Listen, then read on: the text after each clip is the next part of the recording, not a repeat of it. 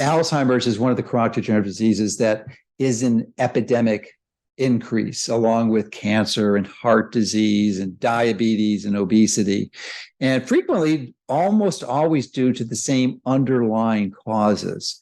But it, of course, has its specific tweaks. And it's such a delight to interact with someone who is a specialist in this area and committed to finding out the foundational reasons that are contributing to this disease specifically. Because even though there are any commonalities between all the chronic degenerative disease, there's a few that, few tricks and approaches with respect to management that make a big difference. So I'm going to be talking to Dr. Dale Bredesen, who's an expert in Alzheimer's, and we get into some really interesting conversations, and I share my views that have evolved, that conflict with some of his understandings, and we have an interesting, respectful conversation, and I think you'll really enjoy it.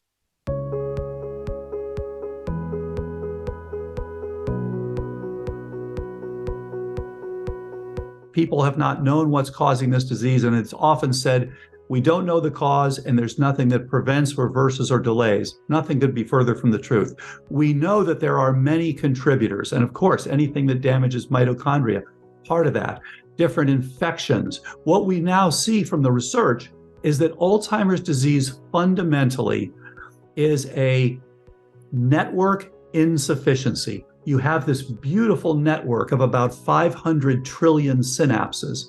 And as you get exposed to inflammation, infections in your mouth, insulin resistance, leaky gut, not enough blood flow, reduced oxygenation, reduced mitochondrial function, any of these things, what happens is that network is no longer sufficiently supported. When you get Alzheimer's, you go through 4 stages. You go through a pre-symptomatic phase. You go through subjective cognitive impairment that lasts on average 10 years. These areas, pretty much 100% effective. We can prevent, we can reverse virtually every time people are in SCI. MCI is the next. It's too bad it's called mild cognitive impairment. It's like telling someone they have mildly metastatic cancer. It's a relatively late stage of Alzheimer's disease. We still, in our trial, had 84% of those people improve. Then the final stage is dementia. And we still see some people with proven dementia, but as the farther you go, the tougher it is to get them all the way back. So we encourage everyone, please come in early. Prevention is key, but also reversing cognitive decline, which we were the first to do published in 2014. We've seen it again and again and again.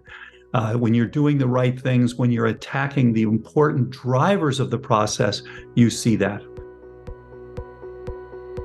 Welcome, everyone. Dr. Mercola helping you take control of your health. And today we are joined by someone we haven't spoken with for a while, but he's clearly top in his field with respect to him being a neurologist who has put his focus and concentration on helping people with Alzheimer's disease. Not only helping them, but helping prevent it, which is, in my book, and I think in most of our books, is really the key, because it's so much easier to prevent something than it is to treat it. So, and Dr. Bredesen has got a lot of updates for us, because it's been a few years. I don't remember when, but it's at least 4 or 5 years since we texted. Certainly pre-pandemic, for sure. Yep. That's an interesting line in the sand. Is before or after the craziness? Exactly. Yeah, I think that's the last time I saw you, too. It was at a keto event, I think, or a low-carb event. Down in San Diego. Yeah. Yeah, that's right. And that was about 4 or 5 years ago, but we certainly talked before then, too. All right. Well, why don't you give us an update of where you're at and what's new, the new and the latest and the greatest. Absolutely. Thanks, Dr. McCullough. Great. So much great stuff going on. This is a great time for an update. So number one, we've got a new trial that is starting. It's starting at 6 sites, Hollywood, Florida, Nashville, Tennessee, Cleveland, Ohio, Sacramento, California, Oakland, and San Francisco. 6 absolutely fantastic integrative physicians, Dr. Craig Tanio, Dr. Nate Bergman, Dr. David Hasse, and Dr. Kat Toops, Dr. Ann Hathaway, and Dr. Christine Burke. So really thrilled and honored to be working with them to do this next trial. We've had a publication since you and I talked, Joe, last time. We've had a publication of a very successful proof of concept trial. So now this trial will be a randomized controlled trial at those 6 sites. And this, we will include biological aging, and we will include brain aging and epigenetics, and we will include the new blood tests. So new exciting blood tests, phospho-tau 181, as you know, phospho-tau 217, the A-beta 42/40 ratio. These were all just not available just a few years ago. GFAP and neurofilament light. And a couple of these are not commercially available yet, so we're doing these, as, of course, as research, but they will all become commercially available. And currently, phospho-tau 181 is commercially available, and so is the A-beta 42/40 ratio. So now, for the first time, you can get an idea without necessarily having a PET scan to look to see, where do I stand? And more importantly, you can follow it as you improve. As you mentioned, prevention is key, but also reversing cognitive decline, which we were the first to do published in 2014. We've seen it again and again and again. When you're doing the right things, when you're attacking the important drivers of the process, you see that. And then the next thing is now. Well, before we go to the next thing, why don't we just step on these, because I am not familiar with those tests, but from their names, I suspect that they're related to the unfolded proteins that are observed to be increased when someone suffers from Alzheimer's. That would be the tau proteins and beta amyloid, I would assume. So they are very much complementary. So they give you different information, which is very interesting. So, for example, GFAP is not specific at all. It is just looking at brain changes that are associated with astrocytosis. So your astrocytes are responding in your brain to a problem, but it is the most sensitive. So you see this go up about 10 years before symptoms. So we should all ultimately know our GFAP and know, are we doing well? What is that short for, GFAP? It's glial fibrillary acidic protein. Okay. So when your astrocytes that are supporting your neurons in your brain get notified, hey, something's going wrong. It can be a car accident or a bike accident. It can be getting hit in the head by your surfboard, or it can be early Alzheimer's disease. The good news is, if it's normal, you're in pretty good shape, and so you want to know that going forward. And then, on the other side of things, the phospho-tau 181 and soon phospho-tau 217, these are quite specific for Alzheimer's changes, but they're not quite as early. So they're very helpful to know. And it's really telling you, you and I talked before about this idea that when things are not good, you have a synaptoclastic response. You're pulling back on your synapses, and you see the signals of that. And that's what the phospho-tau is showing you. When things are good, you're now having a synaptoblastic response. You're making and storing new memories, and your phospho-tau is going to go way low, because phosphorylating the tau is what pops it off of the microtubules and allows your neuronal processes to die back. So these are going to be very, very nice tests to have. And we've been checking this recently on everyone, looking to see what their phospho-tau 181 is. And as I say, soon the other ones will be available. So just a few questions on these proteins to update and perhaps revise or inform people who aren't aware of it. But typically the thought in conventional medicine was that these proteins that are seen at increased levels in Alzheimer's are the cause, and not necessarily a artifact or a innocent bystander, somewhat like the firemen at a fire. Some people may could believe, because you only see firemen when there's a fire, so maybe they're causing the fire, right? So what is your view on tau and beta amyloid as causal factors versus just correlated with the disease? Yeah, great point. And I completely agree. If this is a little bit like saying there's some smoke there, if we just blow away the smoke, then the house is not going to burn down. Right. It just makes no sense. So the key thing to know, though, is that it's not just that they are responses, they are also mediators. So the upstream response is what you get. And you've talked a lot about mitochondrial function, which is absolutely critical in this disease. But we know of many now upstream contributors, and that's another update. People have not known what's causing this disease, and it's often said, we don't know the cause, and there's nothing that prevents, reverses, or delays. Nothing could be further from the truth. We know that there are many contributors, and of course, anything that damages mitochondria, part of that. Different infections. What we now see from the research is that Alzheimer's disease fundamentally is a network insufficiency. you have this beautiful network of about 500 trillion synapses. And as you get exposed to inflammation, infections in your mouth, insulin resistance, leaky gut, not enough blood flow, reduced oxygenation, reduced mitochondrial function, any of these things, what happens is that network is no longer sufficiently supported. And no surprise, it pulls back. And that's why you see the tau. But what happens when you see these and why people have gone after these, they are part of the mediators of making this effect enhanced. So they amplify the problem. And, Dr. Lee Hood and Dr. Nathan Price have just published a wonderful book called The Age of Scientific Wellness. And as they point out, amyloid is an excellent biomarker. It's a terrible therapeutic target. And that's exactly what's coming out, as you know, the data.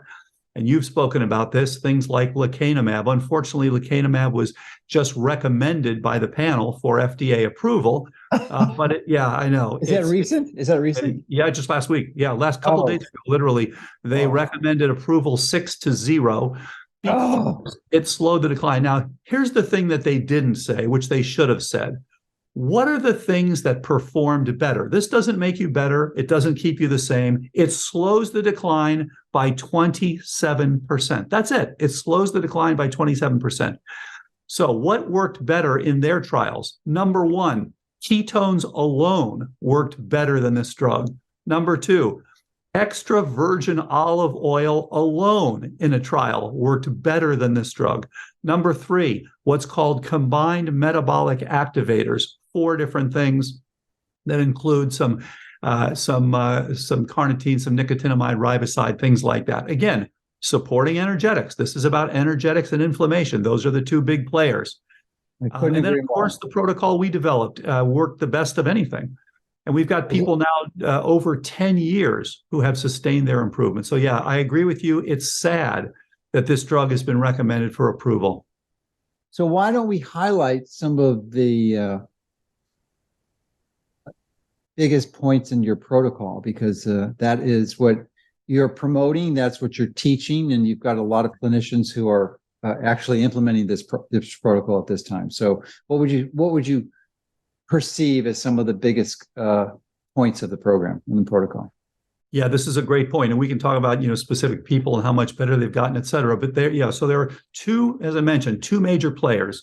It's supporting the energy and it's reducing the inflammation. You have an innate immune system that lives in 3 sites: your bone marrow, your endothelial cells, and your tissue macrophages, which in the brain are the microglia.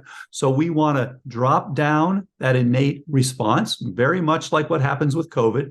And we also want to increase your energetics. And so to do that, we have 2 different pieces. The first piece is a core piece that everybody gets. The second piece are the specific. So this is a precision medicine approach. If you have a specific infection, then you've got to deal with that. And so many people have undiagnosed chronic infections.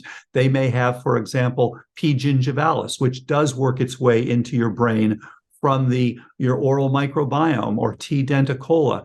Herpes simplex is another common one. HHV6A is another common one. So the basics are diet, exercise, sleep, stress, brain training, detox, and some targeted supplements. Those are the basics. And you mentioned this before. What about things like Katsu bands? And so what we're finding is that those are helpful. And something that I find very helpful is EWOT, exercise with oxygen therapy. Most of these people are not getting appropriate energetic support to the far reaches of their brains.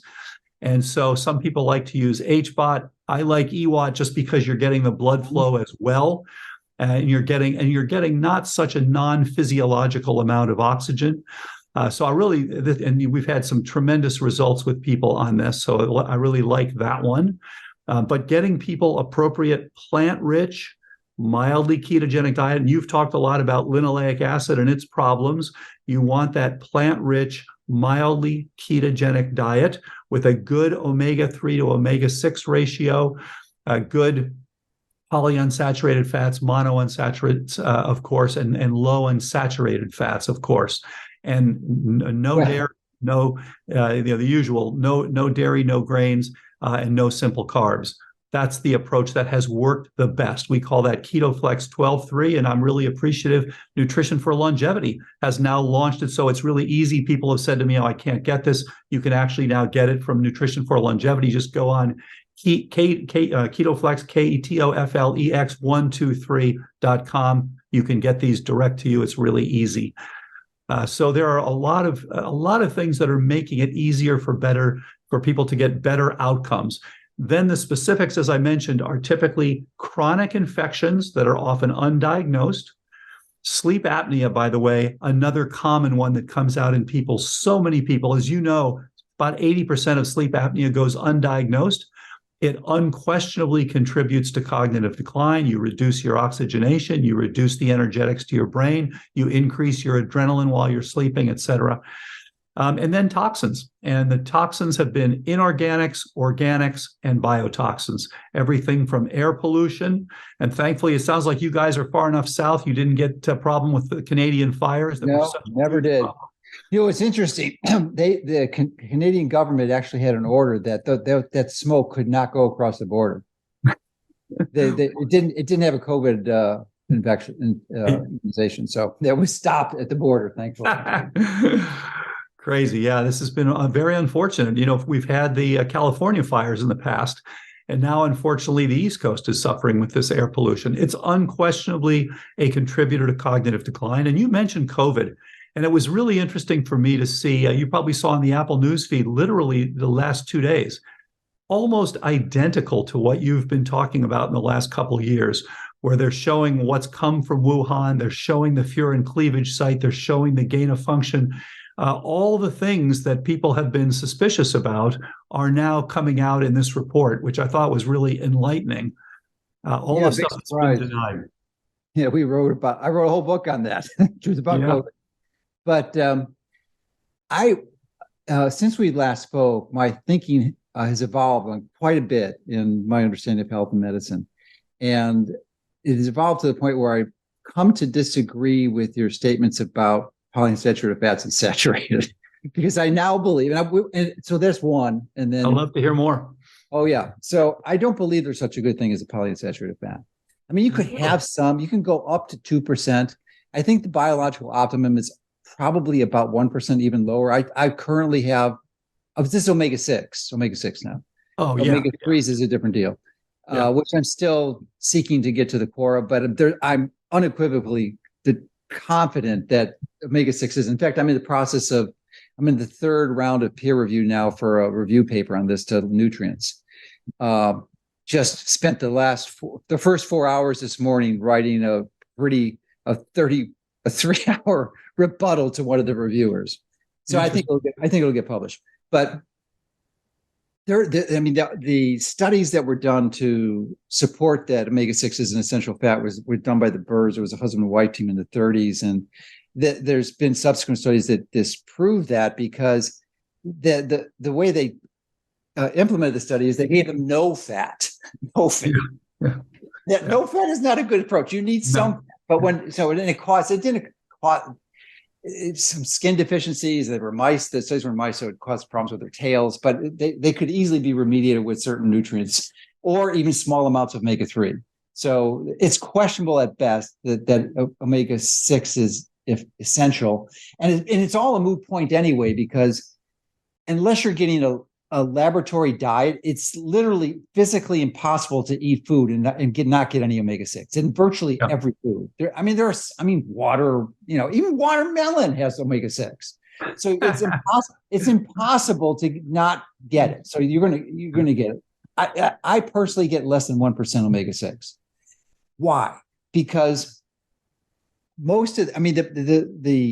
the shift, it occurred like in the late 1800s, where they had the technical ability to process seed oils industrially and make them in large quantities, and they're cheap as can be. They're a lot cheaper than using animal fats, which are full of important micronutrients, vitamin A, vitamin K2, which are essential for health.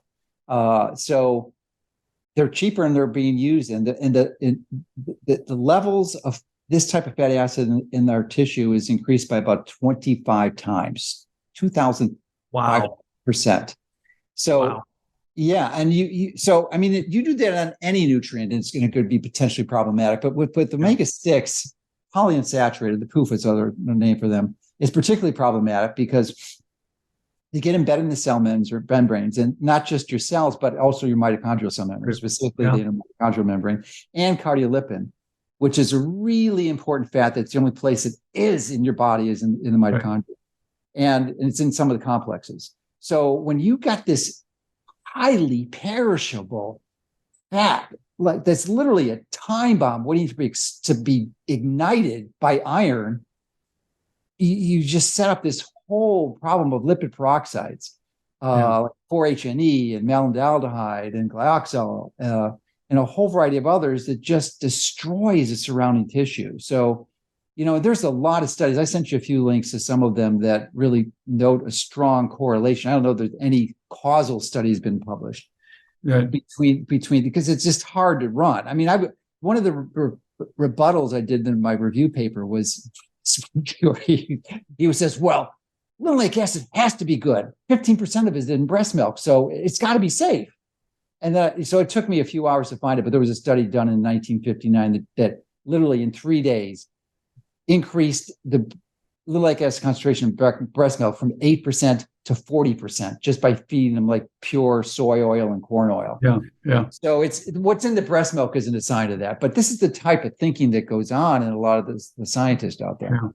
So anyway, let's address that, because there's a lot of other ways, and ultimately, I couldn't agree more. It boils down to getting those mitochondria turning up and being as efficient and making as much energy as possible.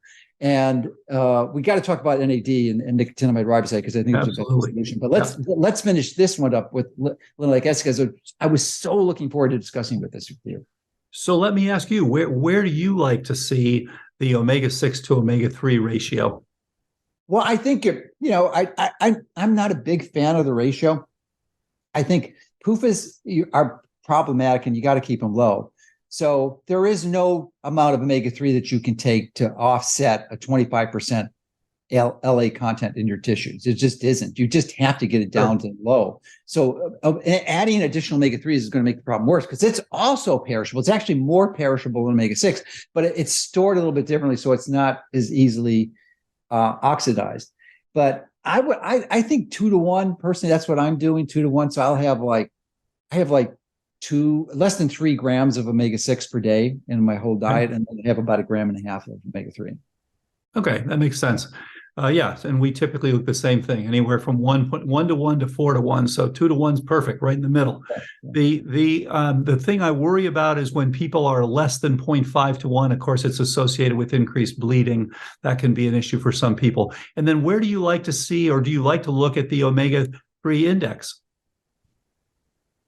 I don't know that you need to see the index. I use Chronometer. I'm sure you're familiar with that software. Yeah, sure. I like Chronometer, Yeah, so I just look at the ratio there, and it's pretty good, assuming your data is entered properly. So, I mean, you can do it occasionally. I don't think it's a huge, but I mean, I was a little confused in that, and I've had my omega-3 index up to like 12, or higher. But now I think probably, mid single digits is probably fine. Yeah. We shoot for people to get to right around 10% or so. So we're in the same ballpark there. And I think this is what people are seeing is good for inflammation and minimizing that. Good for. But you got to be careful on your omega-3s. And I've done some articles on this, because the bulk of them, the majority of the omega-3 supplements out there are just worthless. They're actually worse than worthless. Yeah. Because they're synthetic. They're ethyl esters. They're not the triglyceride form. So so most of them are pretty clean because of the extraction process, but it contributes to the problem because they're not natural ones, and they may be better than nothing, but I think they may, in some cases, it might be worse. Yeah. Got to get the real deal, like the pure high quality cod liver oil or something, and certainly something that hasn't been, low in heavy metals, and also the natural, not the synthetic form. Yeah, absolutely. And along those lines, do you like resolvins as well? Oh yeah, resolvins and protectants, but you're not going to get those in most fish oil supplements at all. Yeah, exactly. You got to get them from natural sources like cod liver oil or seafood. Seafood. Yeah, resolvins and protectants are great. Yeah. Yeah. Fantastic. Those are the sorts of things that we address. Exercises we talked about with EWOT. Sleep, of course, is a huge area in and of itself, and so many people are doing themselves a disservice. The patient zero, the first person that we treated back in 2012, who reversed her cognitive decline beautifully. I just talked to her on the phone a couple of days ago. She's now over a decade on this, doing great. Continually, she's now in her late 70s. And one of her issues was poor sleep. And of course, one of the things that was addressed, and again, as I said earlier, getting the appropriate oxygenation during sleep, getting at least an hour of deep sleep and at least an hour and a half of REM sleep, very helpful. And of course, Matthew Walker wrote a whole book about why we sleep, really excellent information, and they continue to do first-rate research in this area. And then, of course, stress, on sleep, what is your observation in elderly individuals? Do you find that typically this deep sleep tends to decline quite dramatically? Yes, it can. And the problem, of course, is that poor sleep gives you more amyloid. Again, it's just a marker, but it's a marker of things that aren't so good. And unfortunately, amyloid then gives you poorer sleep. So unfortunately, you just kind of go down. Cycle. Yeah. And unfortunately, yeah. And poor deep sleep is often associated with too much adrenergic tone. Calming things down. Actually, you have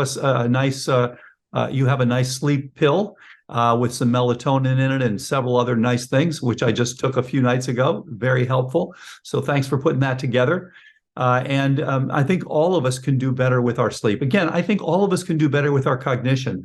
So many people say, look, I don't have Alzheimer's yet. Well, okay. But if you're 40 or over, please get a cognoscopy. Please get checked to make sure. You can do you can do blood tests. You can do some simple online screening. Look, if you already have symptoms, get an MRI with volumetrics. But if you're there for prevention, you don't need that. Yeah. There's so much that people can do to have a better cognition on a day-to-day basis. Well, I want to finish up the testing first. And I definitely want to come back to the linoleic acid because I still don't understand your position on it. But for the testing, you had those new exciting tests about the unfolded proteins. It sounded like that was commercially available, but I'm wondering what the pricing on that is. And then a follow-up question to that would be that you so accurately identified that these stealth infections that people have could be huge issues. And if they're viruses, are somewhat problematic, but there's certain ways you can approach it. So what type of testing panel do you use to screen for those?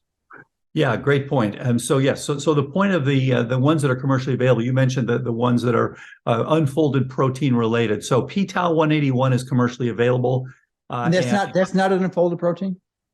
Well, p-tau 181, there is a fold of this, yes.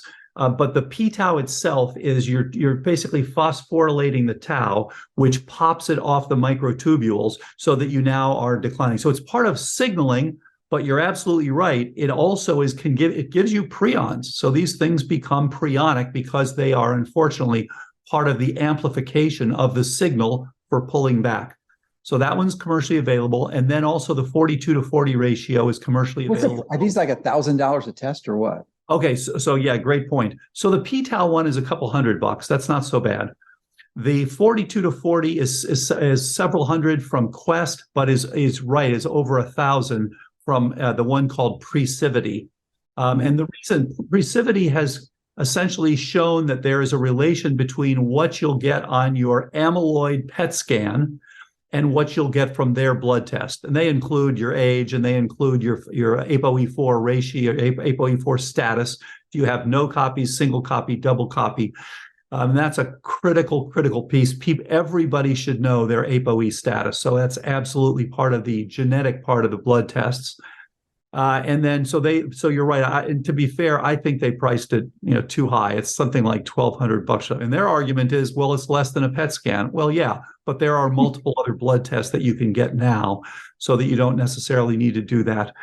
That's critical. It's critical to know all the usual hormones, all the usual toxins. We like to look at the urinary mycotoxins. We'll also look at the GPL, typically the organic toxins, as you know.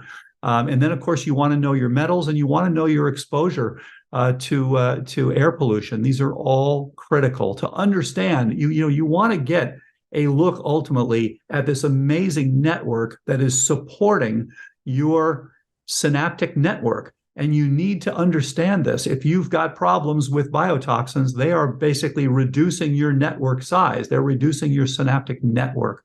So we look at all those. And now, of course, epigenetics. And there's a group called True Diagnostic working with multiple universities. They've done a great job. So they're doing epigenetics for the test, our upcoming clinical trial. They're looking at brain aging. They're looking at biological age. They're looking at all sorts of things. And they'll get more and more associations as time goes on. So I think that that's going to ultimately be the way for us to diagnose other neurodegenerative diseases early on so that we can get some really exciting improvements. So what is the panel used to screen for those viruses, though? Is there like a specific panel that has them all, or you have to know what they are individually and just click them off? Yeah, so there are the panels we use. So there's one for all the herpes family members, and those are the ones most associated, as you know, with neuronal and with brain changes. So you're going to get, HSV1, HSV2, HHV6. Now, there's not a good HHV6A versus B yet. That is coming, and that will be very helpful because it's HHV6A that is less common but more associated with brain degeneration of Alzheimer's, whereas HHV6B, very common, most of us have it, and most of us are not going to have a problem with it during our lifetimes. And then, of course, EBV, and I know you're aware of the recent EBV association with multiple sclerosis. The question now is, how does that work? You take 1,000 people at random, 940 of them will be positive for EBV, but only one of them will develop MS. So it seems to be very important, but it is not sufficient. So it's necessary, but not sufficient to give you MS. There is a very interesting cross-reaction between a molecule in the brain called glial cam and the EBNA1 antigen. So there's a cross-reaction between those two that is driving multiple sclerosis. So again, better and better blood tests coming up for all of these things. And then you mentioned the infections. Yes, you also want to look at chlamydia pneumoniae, which is another one that's critical. You also want to look at all of the tick-borne infections. And I can't tell you how many times we find out that someone has an undiagnosed, whether it's Borrelia, Bartonella, Babesia, Anaplasma, any of these things that are all critical for driving the innate immune system.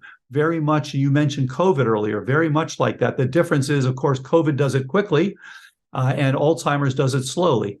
But they are both innate immune system mismatches with the adaptive system. You're not clearing the pathogen, so you've got this continued. In one case, you die from cytokine storm, as you've indicated before. In the case of Alzheimer's, you die from cytokine drizzle. It's a long-term cytokine problem. So those are critical tests. And then again, as I mentioned, inorganic, organic, and biotoxins are all important to test for. Richard Horowitz, I'm sure you know, the international expert on Lyme disease, has had some very good results using dapsone for treatment of these chronic infections and showing improvements in cognition. And there was a very interesting study using dapsone for people that have leprosy, which is, as you know, where it's commonly used. The people that got dapsone did much better in terms of their long-term cognition than the people who were treated but did not get dapsone. So this has an anti-inflammatory effect as well as an antimicrobial effect, and looks like a very good candidate for the future. Yeah, stealth infections are clearly an issue. So let's route back to linoleic acid, because in my view, it may not be correct, but my current belief system, it may be the biggest source of all of these elements you just mentioned with respect to driving the process of increasing inflammation, oxidative stress, of damaging the mitochondrial proteins, the electron transport chain. So you cannot produce ATP efficiently, because if you've essentially stacked it with tinder and you've ignited it and it's burned up because you've got high iron levels, it's just a prescription for disaster. So I'm wondering how if you've looked at the literature, if you've assessed it, if it's an area you're integrating into your protocol, or what's your current view on that? Yeah, great point. And we should also talk, basically very much related to what you just said, we should also talk about fructose, and we should also talk about methylene blue. You mentioned the methylene blue in your email to me. And I'm a big fan of methylene blue. We could definitely dive deep on that. That's the oldest drug in the modern world. Yeah. It literally preceded aspirin by about almost 25 years. Interesting. So as far as the omega-6 and linoleic acid, I agree with you. This is something that can be a problem. It is pro-inflammatory. This is why we're trying to target the network to be most functional.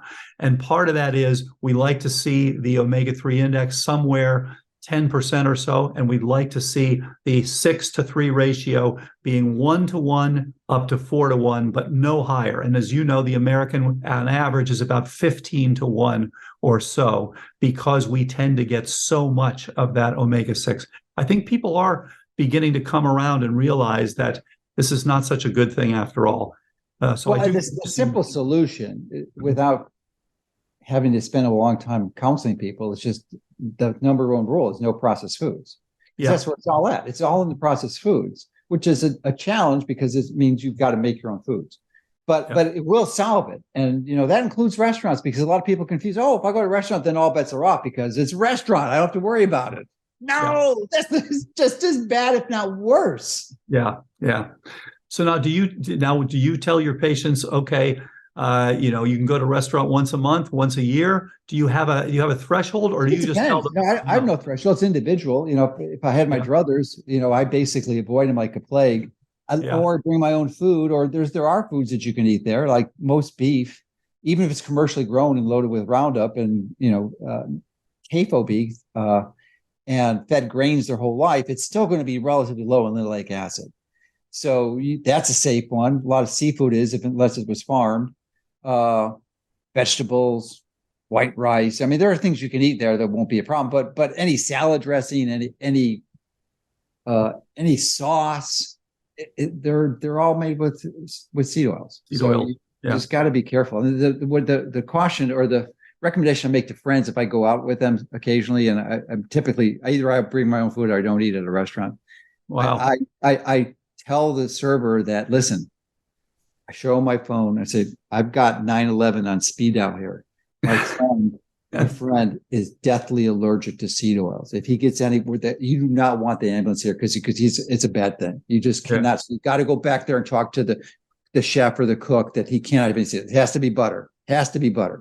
Yeah. So that if it takes a little extra effort, but you can usually get it because they're not going to put butter in. Or if you're having breakfast in a buffet, right? They're making an omelet for you. Well, I guarantee you, unless you go, they're not going to be using butter to make your omelet. They're going to be using canola oil or whatever, some seed oil. So you can just tell them these butter and look at it and make sure they're using it. So there are things you can do, but you've got to pay attention to details, I think. Yeah, that's such a good point. So I wanted to talk a little bit about fructose, because the work of Rick Johnson, and I suspect you probably talked to Rick. Oh, Rick's been in my house before.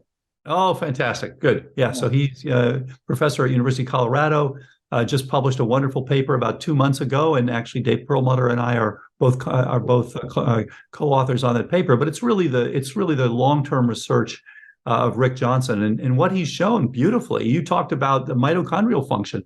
You're talking about a damage to mitochondria. He's talking about a change in signals. So they're both important.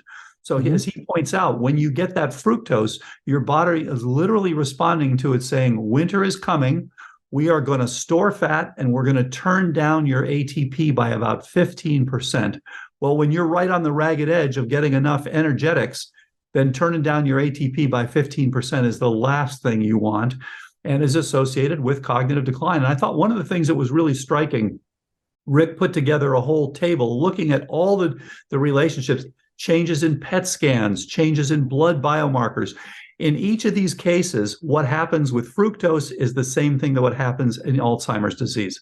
So again, it comes back to the critical nature of the energetics, whether you're turning them down by taking too much fructose and high fructose corn syrup, which is not to say you can't eat some fruit. It just means you don't want to have massive amounts of fructose. I was going to bring that up because I actually should get Rick back on and have this discussion with him because my views have changed quite dramatically. There's a world difference between fruit and high fructose corn syrup.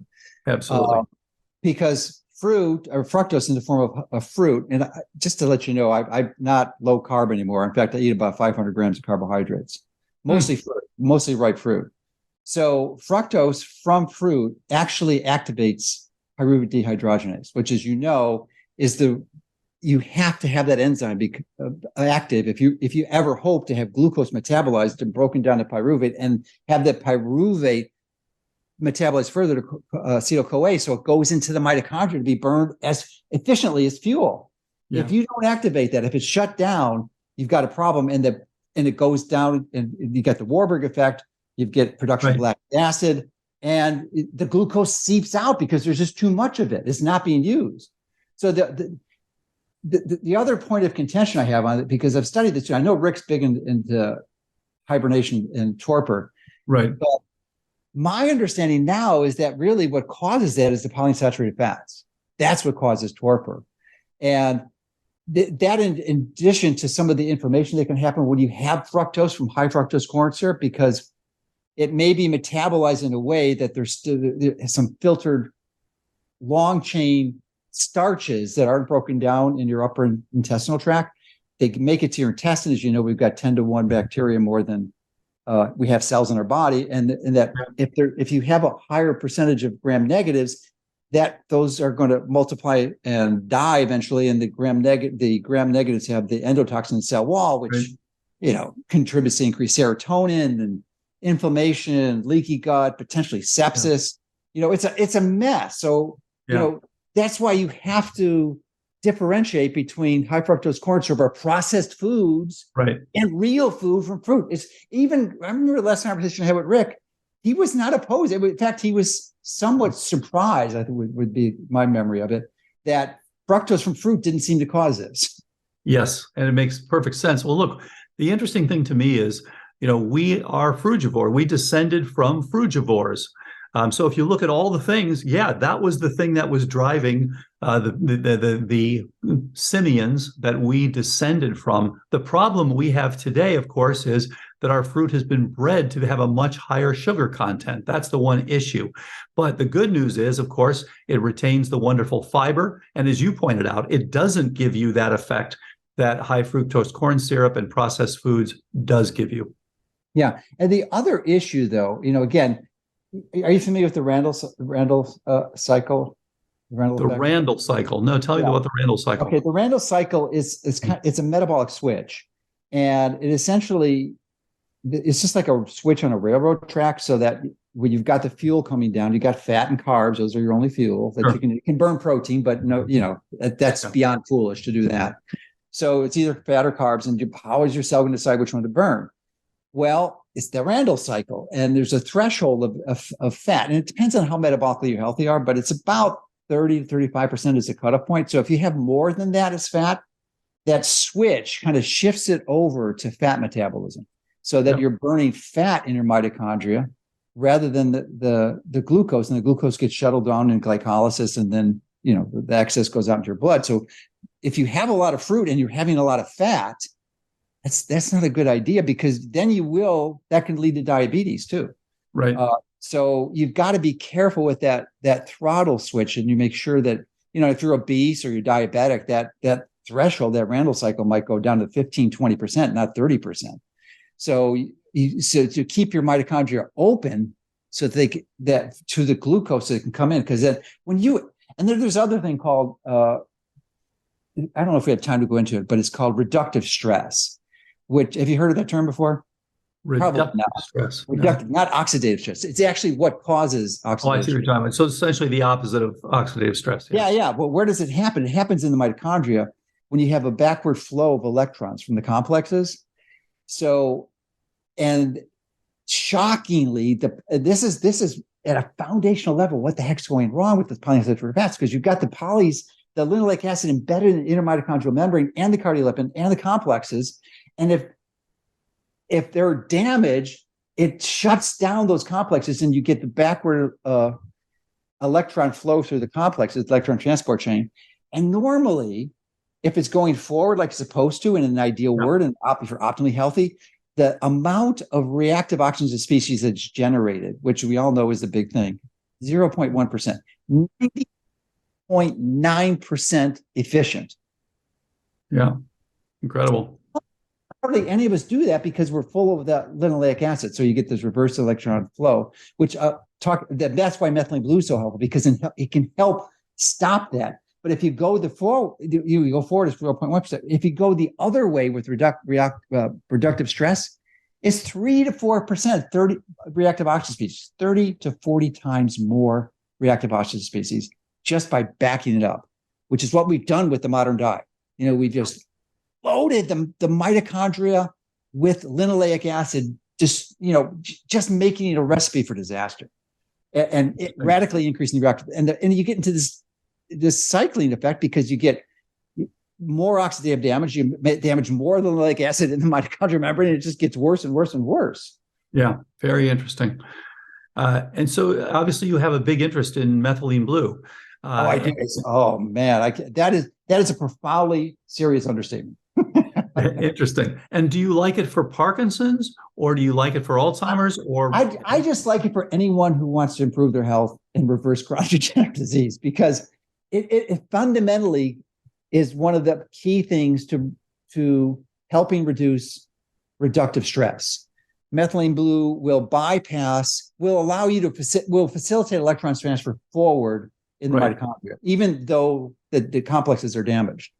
Because and the other thing is NAD, which I'm a big I don't like the typical precursors. I think they took NMN off the market because David Sinclair's company I think it's Metris or something, made a drug like, and the FDA. I think it's pulled off as far as I know. So the only one left is really nicotinamide riboside, or NR. Yeah. But do you know what the best way to increase niacinamide is? I said it, increasing not NAD. NAD. No. So what is the way you like the best? Well, this is it's not just me. I've written, I'm in the process of writing a bunch of articles on it, and the studies are really profound. It's simple, and you can buy like a year's worth for a month's worth is under $1, essentially. Wow. Instead of nicotinamide riboside, which is over 100. So it's niacinamide, simple vitamin B3, not niacin, but niacinamide, taken in very tiny doses, like 50 milligrams, because more will work. I used to think it was a problem because it inhibited the sirtuins, and the sirtuins, as you know, David Sinclair promoted them as these massive longevity proteins that are so important to your health. But it turns out they're not what he's stacked them up to be, and they could be problematic. So high doses of niacin impairing the sirtuins might actually be a good thing. But regardless, you just need niacinamide, about 50 milligrams 3 times a day. It only comes as a 500 milligram tablet commercially. We're in the process of making a 50 that should be out pretty soon. Nice. 50 milligrams. But it's still cheap as can be, and it will increase your NAD levels. And NAD plus is oxidized, right? So it's not reduced. Right, so it allows and facilitates the transfer of electrons forward in the electron transport chain. And methylene blue is also an oxidant, so it would. So there's two ways. NAD actually makes more. Niacinamide actually fuels NAMPT, which is the rate-limited enzyme for NAD plus. Mm-hmm. And so you're making more endogenous NAD plus, but once it's reduced, it goes to NADH. Sure. And when you have methylene blue, it goes in there and it oxidizes the NADH and turns that to NAD plus. So that NAD plus to NAD ratio is that is the redox fuel, or not fuel, but meter signal for your body. Because then there's a lot of others like lactate to pyruvate and others, but you want to get that NAD plus up so much. And it's not for longevity proteins. It's for making your the complexes in your mitochondria work the way they were designed to, the way they figured it out in the early 1900s. We all knew it. We all learn. Everyone who takes biochemistry learns about NAD plus, but they just don't understand how critical this thing is and how important it is to take a supplement. Do I think it's for all the neurodegenerative diseases you mentioned? Absolutely. For anyone else, cardiovascular disease, cancer, dementia, diabetes, obesity. All right. Now, related, one of the other things we see in these patients very commonly, the ones that have been exposed to mycotoxins or other toxins, is low glutathione levels. So, what do you like? What do you use your favorite approach in terms of? Well, I mean, if you're going to, I'm not a big fan of taking glutathione. I know people use it IV or sublingually, or take it in a way like liposomal glutathione could also work. If you're, and certainly some people benefit from increased levels. There's no question. But glutathione is reduced. You know, and I think my understanding is you need the oxidized form to really make it work. So if you got a lot of methylene blue on, that could oxidize it back. But to make the actual molecule, you need cysteine is typically an important, and glycine. So cysteine you could take as NAC, and glycine. Oh my gosh, the research on that. I mean, you're probably aware of it. It's just crazy. It's so good. But it turns out there's a better way than getting a synthetic amino acid glycine than taking glycine. You know what that would be? Nose to tail? Nose to tail would be the ultimate, yes. Hard to do. Almost no one's going to do it. So the other way is you could take what you would get in nose to tail, that not including the muscle meat, which would be the connective tissue, which is about 30, 1/3 to 1/2 of our protein in our body is collagen from connective tissue. So if you eat collagen or gelatin, you can get that connective tissue, and you don't have to eat nose to tail. But that's about 30% of collagen or gelatin is glycine. Plus, it has other amino acids that are low that you don't need, like methionine and cysteine, tryptophan, that are problems when you get in large amounts. I know some people say tryptophan, isn't it a precursor for serotonin? Well, serotonin is a big problem. Is a lot, it's the happy neurotransmitter, but there's a lot of research on that. It causes a lot of problems like fibrosis and inflammation, impairs metabolism, shuts down your metabolism. So in large quantities, and you make it in your gut. Most of it's in your gut, although it does transfer up to your brain. But it's one of the problems that happen when you get exposed to a lot of these resistant starches that you eat and don't get digested, and they're fueled up in the gut, and then you get that, and the bacteria converted. And then two final things on the methylene blue you were talking about. Number one, LMTM versus the methylene blue itself. Yes, I know there are issues there. And then number two, the dosage you like. You looking at 8 to 10? That's like? Excellent questions. LMTM, for those who are familiar with, that's the reduced form of methylene blue. It's actually clear. That's what happens with methylene blue, because it is a dye. If it's blue, it's oxidized, and it will stain if you're playing with this. Just the tiniest speck will stain your counter, guaranteed. So if you play with this, you do it in the sink, a stainless steel sink. But I know the trials with the dementia were done with the reduced form, and I don't think they got great results, because at least the one trial I sent you was they used an 8 to 10 milligram and a 150 to 250. And there was no difference, which suggests that the 8 to 10 milligram is all you need. For some people, they might need a little more, maybe as high as 50, but 100 to 250 milligrams is way over the top. And at about somewhere between 30 and 50 milligrams, your urine will turn blue. And some people suggest that the lowest dose that your urine turns blue is the healthier you are, essentially, because you don't need that to go in, the methylene blue to go in and reduce things that or oxidize things that are reduced. And one of the things that I learned about this too is that with the reductive stress, I'm sure you're familiar with grounding, right? Sure. Yeah, of course. So I was always confused on why grounding worked. Because typically you're thinking, okay, like if you shuffle your feet on a rug, you build up these electrons in your body, and then you touch a door handle, and the spark, you're discharging those electrons. I said, I didn't think how that worked. I thought it was supposed to reduce oxidative stress. Well, it does. And that's exactly what it does, because usually the problem is you have too many electrons. And that's what our food is. Our food is a source of electrons, right?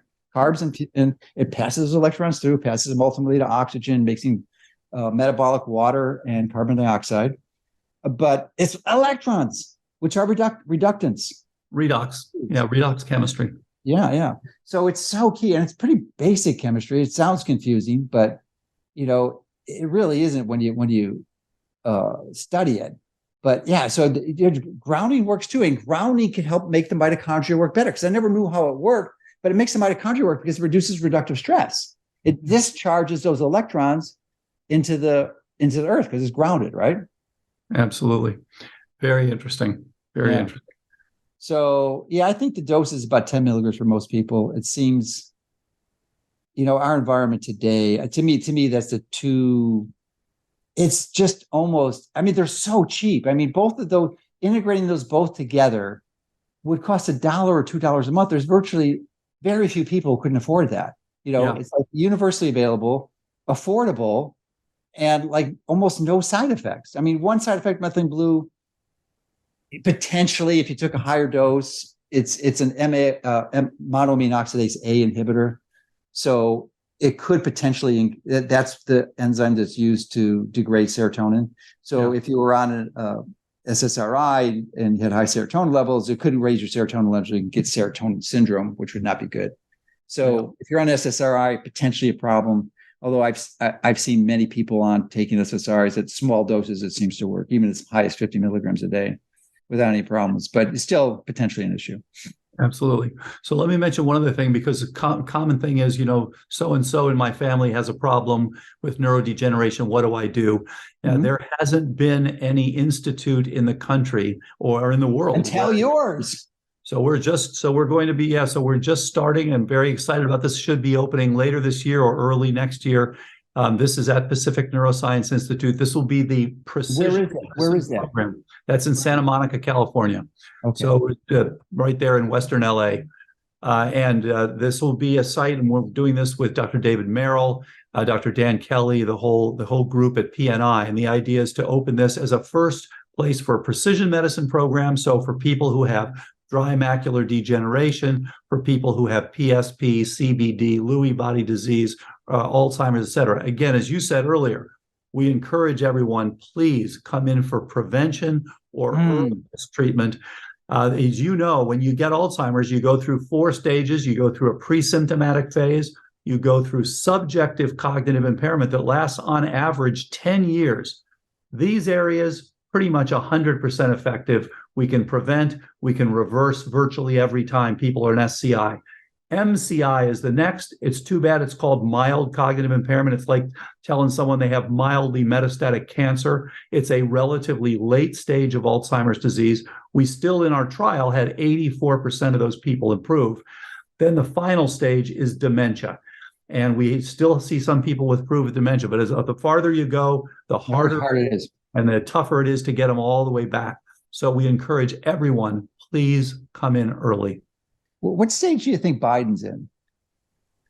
That's quite a loaded question. Let me suggest that brings up a really critical question, which is, should we have a law when we already tell people you have to be at least 35 to run for president of the United States? You can't be 25.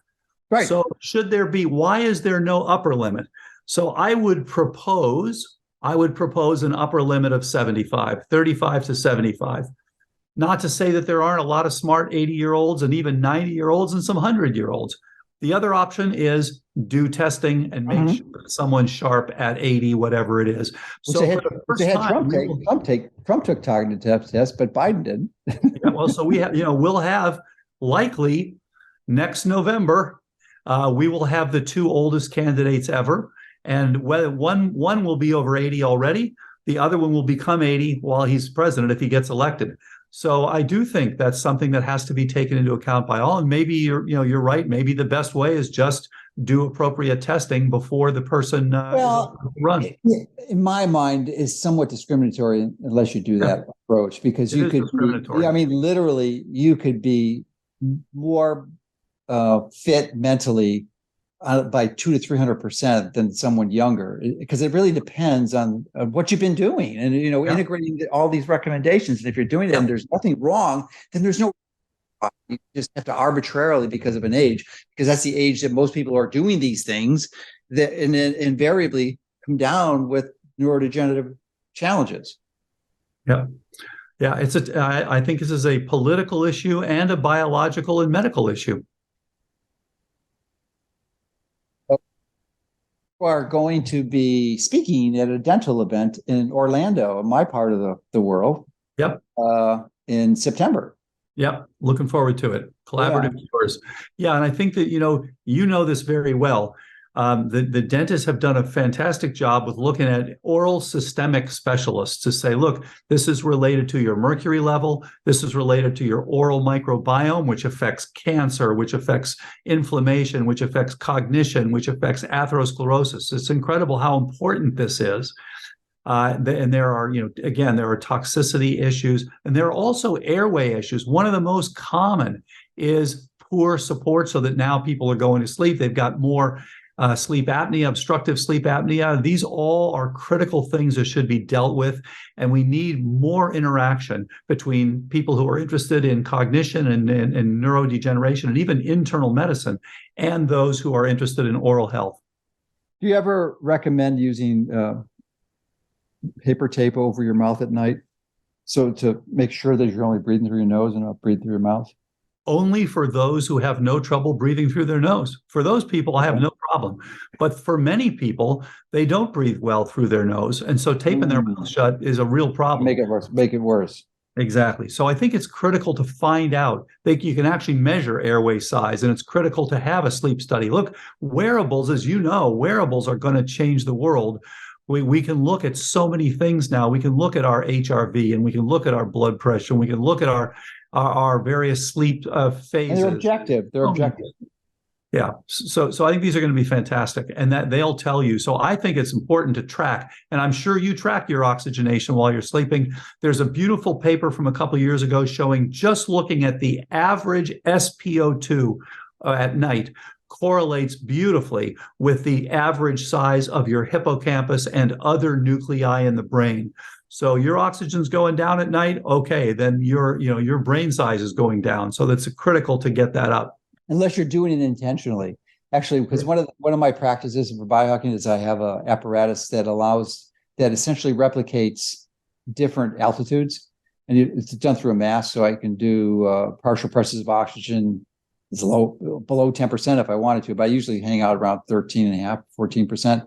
But I'm going to set it up so I could sleep at night with this mask on and probably go down really slowly, like maybe instead of 20% oxygen, maybe 19% or 18.5, because there's so much good literature that those who live at altitude over time, they do so much better. And it appears to be to increase CO2 concentrations.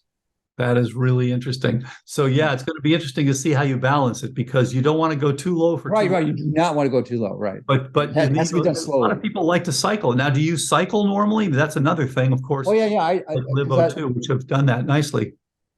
Yeah, this is a little more precise. It's a medical grade unit, where LiveO2 is just a run of the mill concentrator, and after a few hundred hours, those regular concentrators, they start producing toxins like aluminum and things. It's a real problem. So this is medical grade. And I go down to 13.5% for like 5 minutes, and it goes up to 34% oxygen for a minute. And you just cycle in and out. And I get my PO2 down to like high 70s. Wow. Yeah. Okay. Yeah. So, but it's a cycle. It goes in and out. And, it stimulates HIF1 alpha and all these great benefits. But I want to also do the nighttime sleeping to stimulate altitude training. Interesting. So let me also ask you, you and I had a discussion several years ago about how important ketones are. And certainly the work from Professor Stephen Kinane shows, just giving exogenous ketones to people with MCI does improve their cognition. It's part of energetics. But as you pointed out, you want to cycle out of this. And I think you told me at the time you were recommending twice per week to cycle out. What's your current thinking about this? I know you're now more of a frugivore, so you may be less interested. I totally evolved out of that, and I really, many people, anecdotally, I probably count hundreds, thousands, tens of thousands of people that personally who benefit from this approach.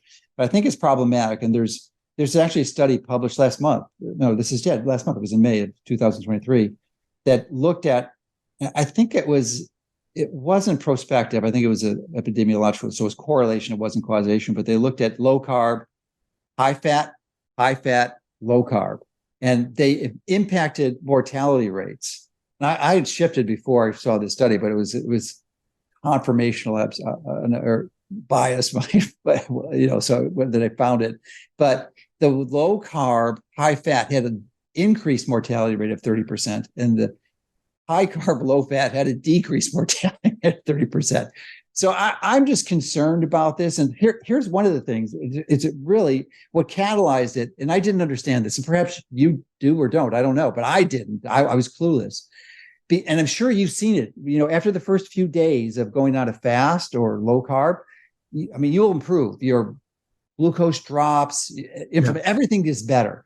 But then after a few days, usually after your glycogen stores run out, your glucose comes back up. And you're eating no glucose, none, zero carbs. So where does the glucose come from? It comes from cortisol. So you're raising cortisol levels. That cortisol, how does it raise your glucose? And it's a gluconeogenic hormone. It raises glucose. That's its primary function. Yeah. And it does this by stripping your brain, your bones, and your muscles of protein, amino acids. It shreds them. They're gone. And it increases inflammation. So, and is it great to have this? Absolutely. You'd be dead without it. Thank God this system exists. But if you do it continuously, you are asking for trouble. And I think that's what contributed to that observation that they found in that study. It's really problematic. So I don't recommend it at all now, personally. Although some people, everyone has to make that choice and decision for themselves, for sure. But personally, I wouldn't do it. And in fact, what's improved my sleep dramatically is I take like a teaspoon of honey and a teaspoon of gelatin before I go to bed. And my deep sleep has improved pretty significantly. Very interesting. All right, very interesting. Well, so, well-digested food, you're not eating a burger or something that you have to, that pretty much breaks down the amino acids and the sugar quickly. Very interesting. The problem we run into with people with cognitive decline, they have lost both. So they're no longer burning glucose appropriately. They've got insulin resistance. They've lost their ability to make and utilize ketones because their insulin is high. So they got nothing. And unfortunately, they are low in their energetics. So we need to restore both of those. And you've kind of done it in a very different way than we have. But the key is to restore both. You need to be metabolically flexible, for sure. Exactly. Yeah, you got to be able to have that capacity to seamlessly switch between burning fat, which you need. You definitely need it. Like when I do my Katsu blood flow restriction training, I have to. I go anaerobic, and the glycogen is gone. You got to be able to switch to fats, but you don't want to do that continuously for long periods of time. You want to do it for short periods of time. So cycling, I think, is the key. Cycling in and out, where you're not doing it for long term. Interesting. Very interesting. Yeah. So this, life is so, we both got into this because we love helping people. I'm confident of that. But the other part of this is it's just like a big puzzle. If you're truly committed to, as I believe you are, truly committed to helping people and looking at the truth, not being persuaded or influenced by corporate interest and following this path and being afraid to say the truth because of losing your job or your hospital privileges. So, when you have that, life is such a joy, because it's just this journey to discover the truth. Yeah. Best outcomes, that's the key. And, getting emails and getting notes and things that say, look, this person had no hope and is now doing very well. There's nothing better than that. Yeah, because you're such a anomaly in the world of dementia treatment. There's virtually no one or group that is holding the hope that you have. Before you arrived, this was irreversible. And the only solution was to take some drug, which is going to make you worse. Exactly. Yeah, it's been really sad to see, as you know, the antibodies have been associated with more brain atrophy. The standard cholinergic approach has been, unfortunately, using things like Aricept and Namenda has been associated. Both Aricept and Namenda have been associated with a poorer outcome just 5 years down the road. So you're right; it's been a really tough situation. And of course, with the antibodies that are getting approved, there's more brain hemorrhage. There's more brain swelling. There have been multiple deaths. They are astronomically expensive. It's just an absolute mess. So I think we need to do better. Yeah, and kudos to you for moving the field in that direction. How have your colleagues responded to your approach? Have you getting a lot of criticisms? Is there conflicts? Have you lost friends? Oh yeah, no, I've lost a lot of friends. Many of my old colleagues will not talk to me because they're holding on to this hope that it's going to be, we're going to get a drug. It's one drug is going to do it. And I think, I hope one drug does it. That would be great. We both know it's not going to happen. There's just like a drug to treat obesity. It's not going to happen. Well, and I think the fact this is a network. That's the key. This is a network. You got to address all the different pieces. Yeah. And of course, as you mentioned, metabolism is a huge issue. Oh, it's the biggest part of the puzzle, I think, for almost every disease. Yeah. Once you crack that nut in a kernel, like everything flows, and the rest of it's just fine tuning and support and synergistic support that you're doing in your protocol is, all these little pillars you've got. You address one of them, they all add up, and they build a strong synergy that's, produces pretty dramatic results. Absolutely. Yeah. One last one. What's your take on stem cells? So, we've got the remove the problem that's causing the degeneration. Yeah. I think it has a lot of potential. Things, but ultimately, we got to rebuild the synapses. So, what is your take on stem cell approaches for that third piece? I'm not in favor of most stem cells. But the concept I'm in favor of, there's a guy in your neck of the woods, Todd Ovikaitis. I'm sure if you've encountered him. But sure, I know Todd. Okay, yeah. So I'm a favor of Todd's approach. And once you learned of Todd's work, it's almost a joke, every other type of stem cell approach. I would never do it. I would only do Todd's. And I think I'm one of Todd's licensed stem cells. I don't treat other people, but I treat myself and friends. Wow. That. So interesting. Yeah, I've got one of the units in my house. So I'm a big believer of that. It's something like, for those who are not familiar with it, it's something like PRP, plasma-rich platelets. Yeah. Plasma-rich plasma, sorry. And essentially you spin the blood down. It's your own blood. It's not taking stem cells from somebody else. Your stem cells, these are like these primitive sleeping stem cells, and his process extracts them in a centrifuge, and he's injecting back in your body after they've been activated with a laser. So waking them up. So I like that a lot. And, he's got some pretty darn good results. So interesting. Yeah. Well, we're all interested in the same thing, best outcomes. How do we, absolutely, to do to get the best outcomes? We've had people go from MoCA scores of 18 to 30, which is fantastic, from demented to normal. We've had people go from 0 to 9. We've never seen anyone yet to be able to go from 0 MoCA, which is end stage Alzheimer's, to perfect 30. I look forward to that someday when we understand what's the best you've seen? What's the best you've seen? 18 to 30. So people go. So once you're below 18, it's real. Well, but we've seen people go from 16 to 25 and do absolutely great. We've seen people go from 15 to 27 even and do absolutely great. That's pretty good. So what's the threshold? If you're below 10, it's kind of hard to reverse it because it's everybody's like cancer. Once cancer's too far gone, you can't reverse it. It's just gone. So here's the thing. This is what's really interesting. A guy wrote me a nasty note a couple of years ago, and he said, "How dare you tell people that if they're too far along, they shouldn't get on this protocol?" He said, "My wife had a MoCA score of 0. She's in a nursing home. We used the protocol that you developed.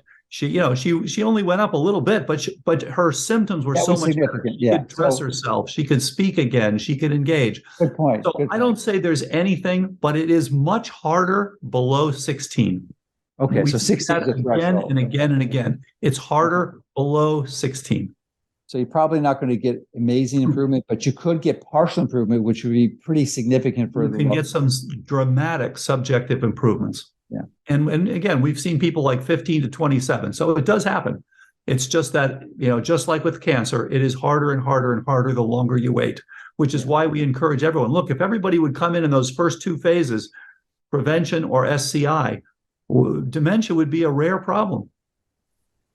Yeah. So, kudos to you for putting this together and, really addressing the foundational disturbances that the body's experiencing. And by addressing the causes, typically, you can activate the body's recovery and repair mechanisms, which are there. Our body wants to be healthy. A lot of doctors don't get this. It just strives to be healthy. You just got to remove the impairments to that.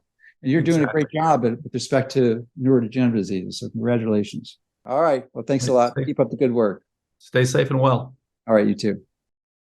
Thanks so much for watching. Remember, hit the like and subscribe button so you can get more videos that can help you and your family take control of your health.